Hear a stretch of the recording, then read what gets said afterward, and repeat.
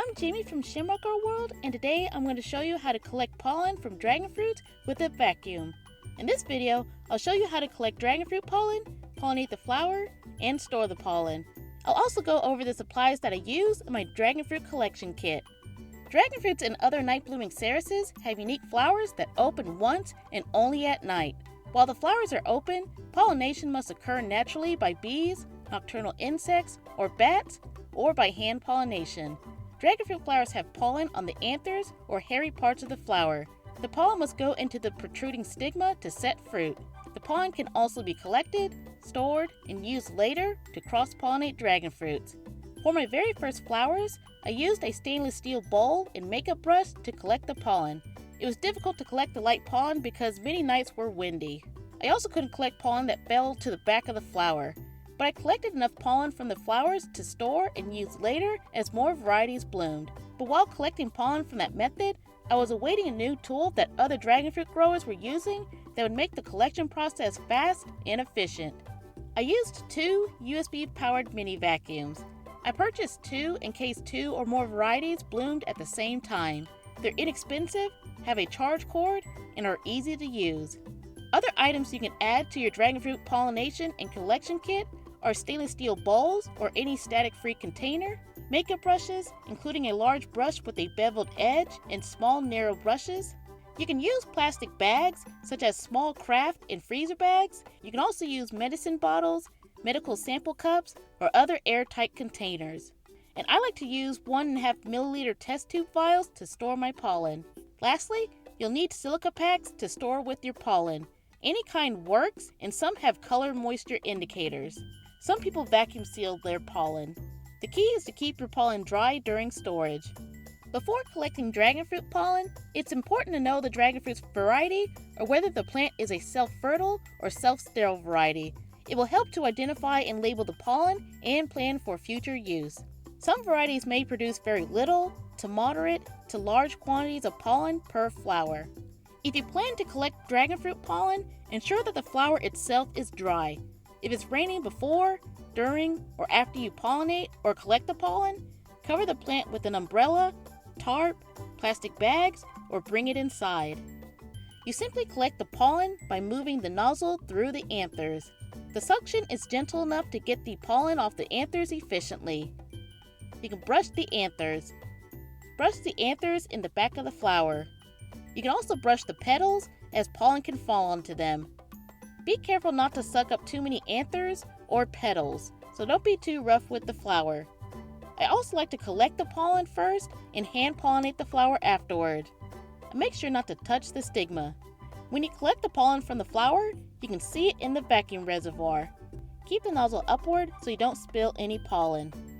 If you have self-fertile varieties, you can simply collect the pollen from the anthers and pollinate the flower after vacuuming. But because I had self-sterile varieties and hand-pollinated the flower before collecting the pollen, I had to hold and protect the stigma. I didn't want to knock the flower's own pollen into the stigma or suck the pollen out of it. But it's easy to hold up the stigma and collect the pollen from the topmost anthers first. Once you remove pollen from the flower, you'll have to let the pollen air dry overnight. This will prevent moisture from accumulating in the pollen or your storage container. I used a stainless steel bowl to hold and dry out the pollen. Removing the pollen from the vacuum is really easy.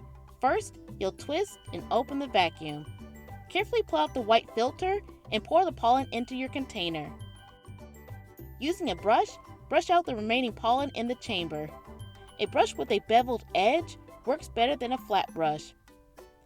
You can also brush the white filter. Ensure that every bit of pollen is out of the vacuum. You can also brush the black filter next to the fan to remove pollen that may have accumulated on it. The next step is to allow the pollen to dry at room temperature overnight. This is necessary to remove moisture from the pollen, which can affect viability. I like to spread the pollen out in the bowl and leave it in a place that's not in a strong draft. I usually leave it out for 12 hours, but I wouldn't leave it out for more than 24 hours.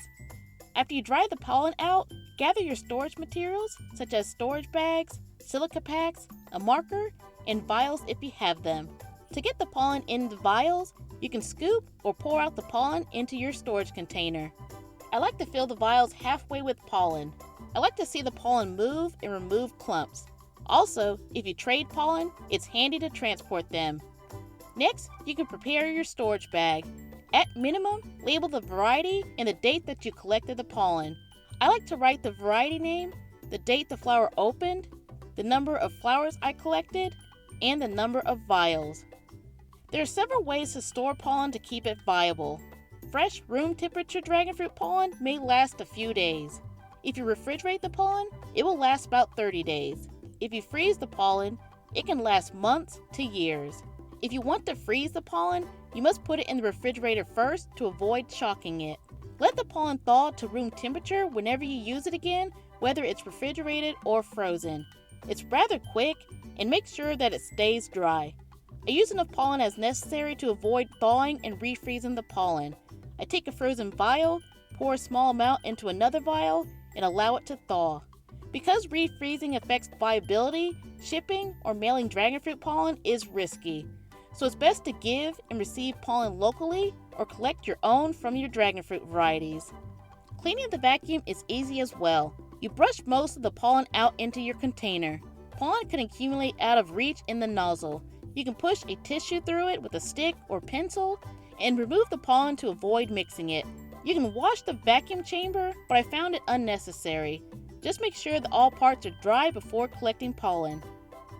Thanks to the efficiency of the vacuum, I collected and stored so many vials of dragonfruit, Harisia, and epiphyllum pollen.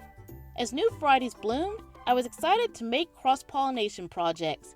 Because of stored pollen, I finally got a Zamorano dragonfruit after several months of beautiful flowers. I also got epiphyllum hookery fruit after using stored epiphyllum occipitalum pollen. A vacuum is more efficient and faster than a brush and bowl. It's also fun to use. Pick up a small portable vacuum for your dragonfruit toolkit in your next dragonfruit season. If you like this video, please give it a thumbs up, and if you want to learn more about growing dragonfruits, check out my Growing Dragonfruits playlist. And don't forget to like and subscribe to my channel and ring the notification bell and follow my Instagram and Facebook pages for more videos about exotic fruits, growing exotic fruits, gardening, outdoor crafts, and more. Thank you.